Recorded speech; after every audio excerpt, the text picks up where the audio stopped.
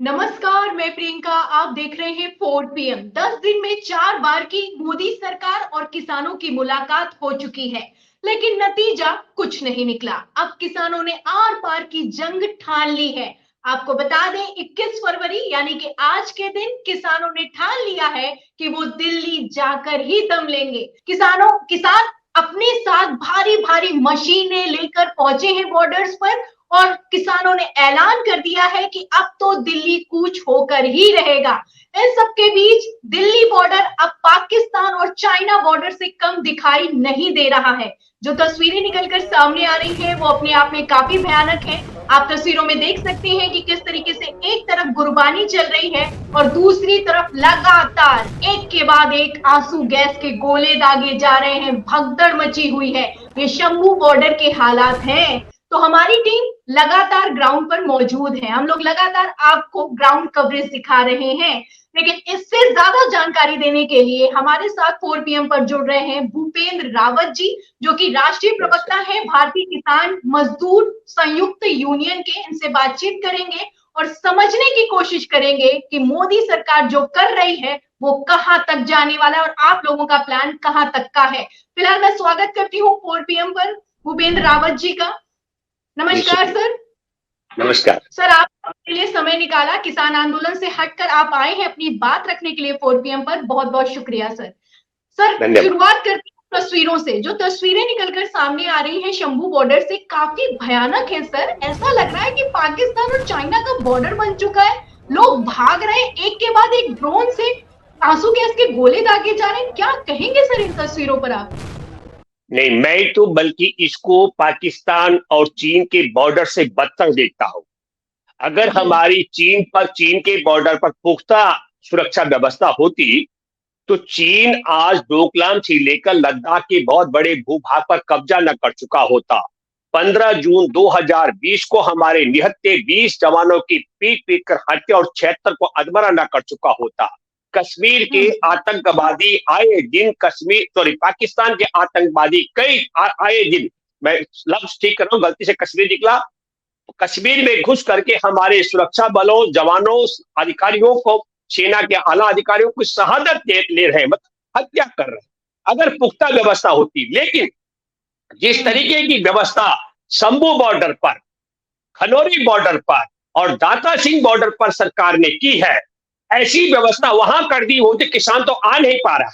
एक महत्वपूर्ण बात। दूसरी बात मैं आपके माध्यम से कहना चाहता हूं, यह भारत में पहली मर्तबा हो रहा है कि एक राज्य की सरकार केंद्र सरकार के इशारे पर अपने राज्य के पुलिस बल और केंद्रीय रिजर्व पुलिस बलों की मदद से दूसरे राज्य में बम वर्षा कर रही है, आंसू गैस की गोलियां दाग रही है।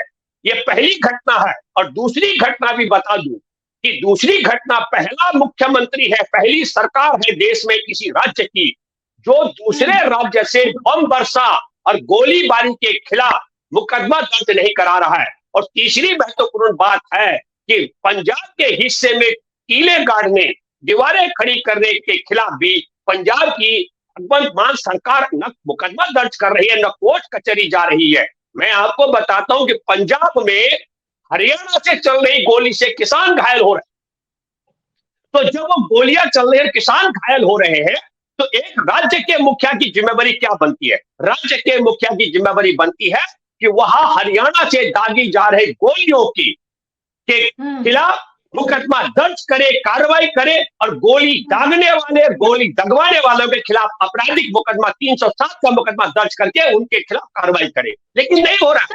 जो बम वर्षा आंसू गैस के बम से भी जी, मैं जी। एक चीज ऐड ऑन करना चाहूंगी कि पंजाब और हरियाणा हाईकोर्ट ने तो आदेश दिया है कि बैरिकेड आप कैसे लगा सकते हैं। सबका, किसानों का हक है चलना सड़क पर। वो आपके राज्य में किसी भी तरह का प्रदर्शन नहीं कर रहे हैं, वो तो दिल्ली जा रहे हैं, उनको दिल्ली जाने देना चाहिए। तो सर, इन सब आदेशों के बावजूद आप लोगों को क्या फेस करना पड़ रहा है? देखिए, जो आप बात कर रही है, इसको इसको आपको समझना पड़ेगा। न केवल हरियाणा की जो सरकार है, मनोहर लाल खट्टर की सरकार, वो मोदी के लठैत की भूमिका में काम कर रही है, बल्कि मैं आपको जिक्र करता हूं, मध्य प्रदेश में तो कर्नाटक से जो किसान आ रहे थे रेल की बोगी में, उन्हें भी उतारा गया। अदालत के आदेश का इनकी सेहत में बिल्कुल फर्क नहीं पड़ता है। प्रियंका, मैं आपके माध्यम से कहना चाहता हूं आपको जानकारी होगी कि हमारे देश में अवैध वसूली करने के लिए चुनावी चंदे के नाम पर इलेक्टोरल बॉन्ड लेकर जो नरेंद्र मोदी की सरकार आई है, हमारे देश के सुप्रीम कोर्ट ने क्या कहा उस पर? सुप्रीम कोर्ट ने कहा कि 2017 में आयकर कानून में तब्दीली करना असंवैधानिक है। हमारे देश के अंदर जनप्रतिनिधित्व कानून में तब्दीली करना असंवैधानिक है। हमारे देश में सूचना के अधिकार, जानने का हक, जिससे जिसका आप वोट ले रहे हो उसको ये जानने का हक है कि आप नोट किससे ले रहे हैं, आप उससे वंचित रख रहे हैं। ये लोकसभा में पारित संविधान का अपमान है। और हमारे देश के अंदर इस तरीके से गुप्त तरीके से जो आप इलेक्टोरल बॉन्ड के पैसा ले रहे हैं, यह असंवैधानिक है। और फिर आप देखिए, इतना बड़ा, मैं कहता हूं दुनिया में सबसे बड़ा घोटाला इसे माना जाए कि घोटाला करने के लिए कानून में भी हेराफेरी की गई है, और एक भी भाजपाई नेता ने इस पर न दुख व्यक्त किया, बल्कि वो कह रहे हैं कि हम तो बेशर्मी के साथ, मैं ये कहना चाहता हूं उनका तर्क क्या है, वो कह रहे हैं कि चुनाव में नकदी पर प्रतिबंध लगाने के लिए, जो हमारे चंदा देने वाले हैं उनकी हिफाजत करने के लिए और पारदर्शिता लाने के लिए। कैसी पारदर्शिता? जब हम वोट दें जिसको, हमें जानकारी नहीं है कि वहां चीन से या पाकिस्तान कहां से चंदा ले रहा है, तो पारदर्शिता खत्म करके बेशर्मी का मामला अदालत के आदेश का। हाँ, लेकिन मैं एक बात कहना चाहता हूं, जिस तरीके से इलेक्टोरल बॉन्ड पर मुख्य न्यायाधीश की अध्यक्षता में फैसला हुआ, और जिस तरीके से वोट चोरी करके चंडीगढ़ में मेयर के चुनाव को पलटने का फैसला हुआ, उसी तरीके से सुप्रीम कोर्ट के संवैधानिक बेंच को में शामिल जजों को एकदम फैसला करना चाहिए। और हमारे देश में आपको बताता हूं, राष्ट्रीय राजमार्गों पर कीले रखवाना, दीवारें चिनवाना, पत्थर रखवाना, ये आपराधिक मुकदमा है। मैं तो ये कहता हूं कि पंजाब सरकार को बाकायदा इस पर आपराधिक मुकदमा दर्ज कराना चाहिए। हरियाणा और दिल्ली की सरकार पर इन्होंने राष्ट्रीय राजमार्ग को अवरोध करके रखा। और फिर मैं ये कहना चाहता हूँ, आपका कहना है कि सुप्रीम कोर्ट ने जो ऐतिहासिक फैसला लिया उसका आपने जिक्र किया, लेकिन अगर किसान आंदोलन की बात की जाए तो हाईकोर्ट का आदेश तो आप लोग भी नहीं मान रहे हैं। आज ही आदेश निकलकर सामने आया और सलाह दी गई है किसानों को कि आप लोग बैरिकेड्स और वो ट्रैक्टर और ट्रॉली छोड़ दीजिए, आप बसों में भरकर दिल्ली जा सकते हैं, तो आप लोग बसों से दिल्ली क्यों नहीं जा रहे सर? देखिए एक बात मैं बता दूं आपको ये प्रियंका जी, जो ये आभा मंडल है, हमारे देश के किसानों को कोरोना काल में जब एक तरफ देश में ताले लगे हुए थे और दूसरी तरफ 3 काले कानून मंडी व्यवस्था को खत्म करने के लिए, देश में किसानों की उपज, देशवासियों के हिस्से के अनाज को अदानी के गोदाम में कैद कराने के लिए, और हमारे देश में एमएसपी की गारंटी को खत्म कराने के लिए 3 जो काले कानून आए थे, इसके खिलाफ किसानों को 378 दिन डटना पड़ा। और आपको मालूम होगा कि उसमें लाठी, डंडा, गोली और इनका जो पानी की तोप की बौछार भी झेलनी पड़ी, वर्षा भी झेलनी पड़ी। 378 दिन में 750 किसानों की शहादत हुई। वो तब जबकि किसान पूरे ट्रैक्टर ट्रॉली को लेकर आए थे, वो उनका किसानों को रहने की व्यवस्था कहां है? मैं आपके माध्यम से दर्शकों को कहना चाहता हूं कि नरेंद्र मोदी की सरकार कितने दिन में मानेगी, जितने दिन में मानेगी। फिर खाने पीने की व्यवस्था भी है। नरेंद्र मोदी की सरकार दिल्ली में कायदे से किसानों के रहने के लिए, किसानों के खाने पीने की व्यवस्था और किसानों को आने जाने के लिए गाड़ी की व्यवस्था उपलब्ध कराए। हमारे किसान सारे ट्रैक्टर ट्रॉली को वही रख देंगे, और जो हम सम्मानित जजों ने आदेश दिया है उसका हम स्वागत करते हैं। लेकिन जज भी ये महसूस करे कि जब किसान अपनी बात रखने दिल्ली आएंगे तो खाना कहां से खाएंगे? जब दिल्ली किसान अपनी बात रखने आए, जब पहली बार 378 दिन में सरकार जागी थी, अब की बार जितने दिन लगेंगे उतने दिन तक किसान सोएंगे कहां? ये व्यवस्था भी मुझे लगता है कि हाई कोर्ट में बैठे सम्मानित जजों को महसूस करनी चाहिए। हमारे किसान को ट्रैक्टर ट्रॉली लेकर के दिल्ली में शक्ति प्रदर्शन नहीं कर रहे हैं, वह मजबूरी है किसानों की। दिल्ली आने के बाद दिल्ली के लोग, मैं मानता हूं कि मदद के लिए जाएंगे, कोई गर्म कपड़ा दे देगा, कोई थोड़ा बहुत कुछ खाने पीने को दे देगा, लेकिन दिल्ली वालों का दिल इतना बड़ा, एक मिनट, इतना बड़ा नहीं है कि आप किसानों को रहने के लिए अपने। जी सर, ये बात आपकी जायज है, और हमने पहले भी किसान आंदोलन लगभग 3 साल पहले जो हुआ उसमें भी हमने देखा कि आप लोग ट्रैक्टर ट्रॉली जो लेकर आए थे, वो ट्रैक्टर ट्रॉली कोई गाड़ी नहीं, आपका घर था। उसमें आप सोते भी थे, खाना भी बनाते थे, ठंड में भी रहे, गर्मी में भी रहे, बरसात में भी रहे। तो आप लोग चाहते हैं कि हम पूरी तैयारी के साथ जाएं, लेकिन सर तैयारी इतनी तगड़ी हो रही है कि मशीनें लाई जा रही हैं। आप लोग मशीनें भारी भारी लेकर आ रहे हैं। इतनी ये मशीनों की जो मैं तस्वीरें अपने दर्शकों को दिखा रही हूँ, तो तैयारी तो दोनों तरफ से है ना। आपने भी बैरिकेड खींचने के लिए मशीनें लेकर आए हुए हैं। इन मशीनों पर क्या कहेंगे सर? देखिए, हाई कोर्ट ने भी कहा, देखिए हाई कोर्ट के आदेश का पालन खट्टर की सरकार नहीं कर रही है, मोदी की केंद्र सरकार नहीं कर रही है। जब केंद्र की सरकार और खट्टर की सरकार नहीं कर रही है, तो किसानों को दिल्ली आना है। यह हमारे देश में लोकतंत्र की आत्मा ना कहने की आजादी, आप समझ रहे, विरोध करने का। हमारे किसानों के पास, हम तो कहते हैं कि सम्मानित जजों को, हाई कोर्ट में बैठे जजों को कहना चाहे किसान ठीक कर, हमारे किसान कोई हिंसा शक्ति प्रदर्शन करने बिल्कुल नहीं आ रहे। खट्टर सरकार को, मोदी सरकार को सद्बुद्धि आने चाहिए, और सद्बुद्धि आए वो रास्ते जो राष्ट्रीय राजमार्ग इन्होंने अवरोध कर रखे हैं, दीवारें चिनवा रखे हैं, उन्हें खाली करवाए, ये मैं कहना चाहता हूँ। फिर हमारे किसान तमाम वो जो भारी भरकम जिन मशीनों का जिक्र आप कर रही है प्रियंका जी, और देश में उठाया जा रहा है, वो एक भी मशीन की फिर हमको जरूरत नहीं पड़ी।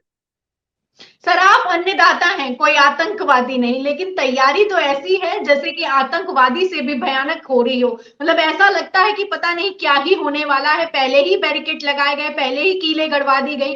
पहले तो जो आंदोलन हुआ था उसमें तो बाद में ये तस्वीरें आई, लेकिन पहले ही इतनी पुख्ता तैयारी थी। इस तैयारी पर क्या कहेंगे, पहली बात। और दूसरी बात सर, 2021 में ही सुप्रीम कोर्ट कह चुका है कि किसानों को आंदोलन करने का, प्रदर्शन करने का हक है, लेकिन सड़क रोकने का हक नहीं है। इस पर क्या कहेंगे सर? देखिए, पहली बात मैं आपको बताता हूं, हमारे किसी किसान ने सड़क नहीं रोकी। तमाम जो मैं शंभू बॉर्डर का जिक्र कर रहा हूँ, खनौरी बॉर्डर का जिक्र कर रहा हूँ, दारा सिंह बॉर्डर का जिक्र कर रहा हूँ, आप 4 PM के साथियों से कहें कि वो दिखाएं। वो तमाम जो रास्ते अवरोध कर रखे हैं, वह केंद्र की और हरियाणा की सरकार की मिली भगत से सड़कों पर कीले खुदवाई गड़वाई गई है, दीवारें चिनवाई गई है, तार बाड़ की गई है। किसान तो दिल्ली आ रहा है, किसानों को नहीं, रास्ते पर किसानों को, दोनों को सड़क पर रोकने का काम सरकारें कर रही है। सुप्रीम कोर्ट के इस आदेश के तहत सुप्रीम कोर्ट को स्वतः संज्ञान लेना चाहिए कि क्या कारण है। मैं फिर कहना चाहता हूं आपके माध्यम से। एक दूसरी बात है जो आपने कहा कि ये आतंकवादी है, सरकार का रवैया क्या है। मैं आपके प्रियंका, आपके माध्यम से देश के 140 करोड़ से ज्यादा आबादी को बताना चाहता हूं, हमारे देश के किसानों का पहले योगदान आप समझिए। पूरे देशवासियों के लिए पेट भरने के लिए अन्न पैदा करने का काम करके, अगर अन्न पैदा नहीं करेंगे तो हमारे देश में अन्न खरीदने के लिए विदेशी मुद्रा भंडार खाली हो जाए। तो एक, किसानों का पेट भरा जाता है, विदेशी मुद्रा भंडार को बचाने की भूमिका है। दूसरी महत्वपूर्ण भूमिका है कि देश की आधी आबादी खेती किसानी के काम पर निर्भर है, रोजगार का मामला। तीसरी महत्वपूर्ण बात बताना चाहता हूं, मेरे बड़े भाई की आइसक्रीम की फैक्ट्री है, हैप्पी डे आइसक्रीम की। वो एक अमेरिकी कंपनी का अलग से प्रोडक्शन करते हैं। यकीन मानेंगे आप, 50 ग्राम की एक छोटी सी डिब्बी वो 175 रुपए की अमेरिका वाली कंपनी बेचती है। आप समझ लीजिएगा, पूरी आइसक्रीम, क्योंकि मेरा बहुत अनुभव है इस फैक्ट्री में, तमाम जो सामग्री है वह भारत के किसानों के ऊपर से बनती है आइसक्रीम। तब मैं आपके माध्यम से कहना चाहता हूं कि देश में जो उद्योग चल रहा है प्रियंका जी, आपके माध्यम से 4 PM के दर्शकों को बताना चाहता हूं, 75% से ज्यादा उद्योग कृषि उपज से बने सामान पर निर्भर है। मैं तीसरा जिक्र करना चाहता हूं, जो व्यवसायिक गतिविधि, पान की और चाय की दुकान, चाय का भी जिक्र करूंगा, चाय वाले भी है, चाय की दुकान से लेकर बड़े मॉल तक की बात करूंगा। 90% व्यवसायिक गतिविधियां सिर्फ खेती किसानी की उपज और उपज से बने सामान पर निर्भर है। हमारे देश में जो माल ढोने वाले वाहन है, वह टेम्पो से लेकर, माने सड़क से लेकर रेल मार्ग तक, और जल से लेकर वायु मार्ग तक माल ढोने वाला जो ट्रांसपोर्ट सिस्टम है, ये 75% से ज्यादा सिर्फ खेती किसानी की उपज और उससे बने सामान पर निर्भर है। और तब मैं आपके माध्यम से कहना चाहता हूं कि देश में आधी आबादी को रोजगार, और फिर उद्योग, व्यापार और ट्रांसपोर्ट इस पर निर्भर, विदेशी मुद्रा का भंडार बचाने का मामला। अब मैं आता हूं दूसरी बात पर। प्रियंका, हमारे देश में कृषि उपज से चल रहे उद्योगों को चलाने वाले धनवान, हमारे देश में कृषि उपज से बने सामान को बेचने वाले कारोबारी धनवान, हमारे देश में कृषि उपज और उसका माल ढोने वाले माल वाहक वाहनों के मालिक धनवान, हमारे देश में खेती किसानी के काम में जुटे तबके के वोट लेकर के एमपी और एमएलए बनने वाले धनवान, और हमारे देश में किसान लाचार, ये व्यवस्था भारतीय किसान मजदूर संयुक्त यूनियन को कतई मंजूर नहीं है। हमने तो बहुत कई बार, क्योंकि अभी तो नहीं पर और भी यूनियन ने बात की, हमने लंबे समय से मांग की कि हमारे देश में इतना बड़ा योगदान कृषि खेती किसानी के काम में जुटे तबके का है, और तब मैं कहना चाहता हूं कि भारत में खेती किसानी के काम में जुटे तबके को, विदेशी मुद्रा भंडार बचाने वालों को, उद्योग व्यापार और मालवाहक वाहनों को जिंदा रखने वालों को सरकारी कर्मचारी के वेतन के बराबर आमदनी की गारंटी का कानून बनना चाहिए। और भारतीय किसान मजदूर संयुक्त यूनियन हमारी छोटी जरूर है, लेकिन भविष्य में हम दावे के साथ में कह सकते हैं यह मांग देश के 14 करोड़ किसान परिवार इस मांग से इधर उधर कोई और स्वीकार नहीं करेगा। ये तो रही सर, ये आपने योगदान बताया और अपने हक की बात की है। और अब जो हक की लड़ाई सर दिल्ली बॉर्डर्स पर चल रही है, आखिरी सवाल लूंगी सर आपसे, आप कहां तक ये लड़ाई ले जाने की तैयारी है? आर पार के मूड में तो दिखाई दे रहा है किसान, लेकिन सरकार भी मानने वाली नहीं है। इस बार इतनी आसानी से एमएसपी का वादा भी नहीं मिलने वाला। पिछली बार तो वादा किया गया था, अभी तक वादा पूरा नहीं हुआ, लेकिन अब तो कोई सुनने वाला भी नहीं है आपको, जैसी तस्वीरें हैं। क्योंकि एक तरफ किसान दिल्ली आते हैं, दूसरी तरफ प्रधानमंत्री नरेंद्र मोदी विदेश चले जाते हैं। आखिरी जवाब। मैं बिल्कुल प्रियंका, खबर से खबर को दबाने का षड्यंत्र नरेंद्र मोदी की सरकार करती है। मैं भी आपके सामने बेबाकी से कह सकता हूं, 6 मार्च तक की डेट तय की है सुप्रीम कोर्ट के संवैधानिक बेंच ने। ठीक है, इलेक्टोरल बॉन्ड के माध्यम से किसने किसको कितना पैसा दिया, और ये सब जो पोल खोल होनी है 6 मार्च को, मैं दावे के साथ में कह सकता हूं कि नरेंद्र मोदी की सरकार किसी भी कीमत पर किसान आंदोलन की बात को और आगे सिरे तक इसलिए नहीं चढ़ाने देगी क्योंकि किसी भी कीमत पर इतने बड़े घोटाले पर पर्दा डालने के लिए, मैं फिर ये बात कहना चाहता हूं कि एक खबर को दबाने के लिए दूसरी, दूसरी को दबाने के लिए तीसरी, ये परंपरा मोदी सरकार की है। लेकिन मैं आपके माध्यम से कहना चाहता हूं कि किसान कोई अचानक दिल्ली की तरफ मूव नहीं किए, किसानों ने निरंतर बात की है। और क्या मांग की है? नरेंद्र मोदी जब हमारे देश में कंज्यूमर अफेयर कमेटी मुख्यमंत्रियों की उसके अध्यक्ष थे, तो उन्होंने कहा था कि एमएसपी की गारंटी होनी चाहिए, वादा नहीं होना चाहिए। प्रधानमंत्री बनने के बाद नरेंद्र मोदी जी का 2016 में वादा है, उन्होंने कहा पानी का खर्चा, खाद का खर्चा, दवा का खर्चा, बीज का खर्चा और ये तमाम जो खर्चे, इसमें किसानों को 50% लाभ मिलेगा, ये मैं दावा करता हूं। दूसरी मांग है एमएसपी की गारंटी के साथ स्वामीनाथन आयोग की रिपोर्ट को लागू करने का। तीसरा है कि जो मोदी जी ने खुद कहा था 2022 में आय को दुगनी करने का। लखीमपुर खीरी में आपने देखा केंद्रीय मंत्री के बेटे ने किस तरीके से हमारे किसानों का नरसंहार किया था। तो जो किसान शहादत जिनकी हुई, वो जो अधमरे रहे, उनको न्याय दिलाने का। और हमारे देश में आप उठा के देखिए प्रियंका, 15 लाख करोड़ रुपए से ज्यादा इन्होंने कंपनियों का जो टैक्स माफ किया, हमारे देश के कर्जा माफ किया, हमारे देश के किसानों का भी कर्जा माफी का मामला है। ये 5 बातें। और मैं एक बात और कहना चाहता हूँ आपके माध्यम से, ये कहा जाता है 2024 लोकसभा चुनाव नजदीक है, 2022 विधानसभा चुनाव था और अब लोकसभा चुनाव है। तो ये चुनाव, ये जो आपका आंदोलन है, ये कितना लंबा चलने वाला, क्या प्लानिंग है सर, संक्षिप्त में? देखिए, मैं बिल्कुल आपके माध्यम से कहना चाहता हूं कि 2024 का चुनाव ऐतिहासिक होगा, क्योंकि देश के किसान सड़कों पर है। हमारे देश का यह 24 का चुनाव, तैयारी क्या है आपकी? तैयारी क्या है? देखिए महीने का राशन लेके आए, खबरें हैं सर, आप लोग 6 महीने का राशन लेकर आए हैं सर। बिल्कुल बिल्कुल, मैं बताना चाहता हूं कि किसान सड़कों पर है, तो किसान सड़कों पर है, देश के बेरोजगार करोड़ों सड़कों पर है, देश की पहलवान बेटियां सड़कों पर है, देश के बेरोजगार सड़कों पर, जवान सड़कों पर, किसान सड़कों पर, पहलवान सड़कों पर। सड़क पर कौन नहीं, आप मुझे बता दीजिए। देश के शिक्षक सड़कों पर, देश के डॉक्टर, इंजीनियर। अभी मैं तो आपके प्रियंका, आपके माध्यम से कहना चाहता हूं कि आईआईटी से निकले हुए इंजीनियर देश में उनको रोजगार नहीं मिल रहा है, ये पहली मर्तबा हो रहा है। तो देश का तमाम तबका जो है सड़कों पर है।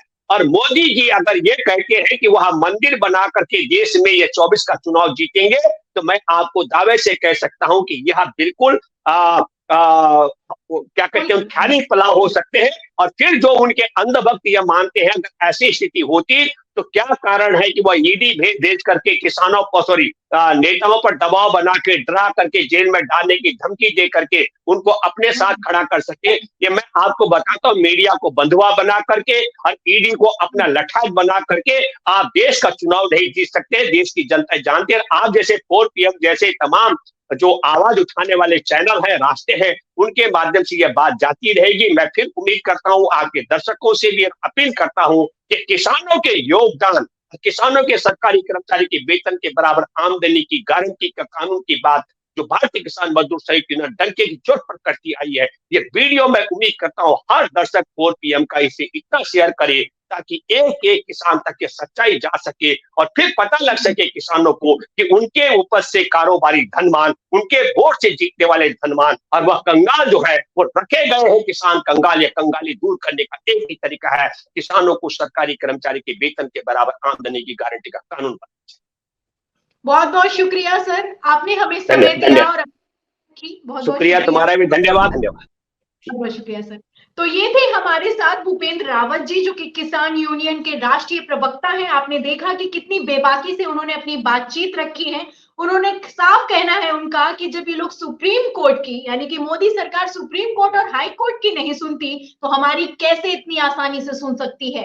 इस बार ये आंदोलन लंबा चलने वाला है। आर पार के मोड में दिखाई दे रहे हैं किसान, और जिस तरीके से ये आंसू गैस के गोले दागे जा रहे हैं, रबड़ की गोलियां चलाई जा रही, कीलें लगाई जा रही, बैरिकेडिंग किया जा रहा है, उससे किसान और भी ज्यादा नाराज दिखाई दे रहा है।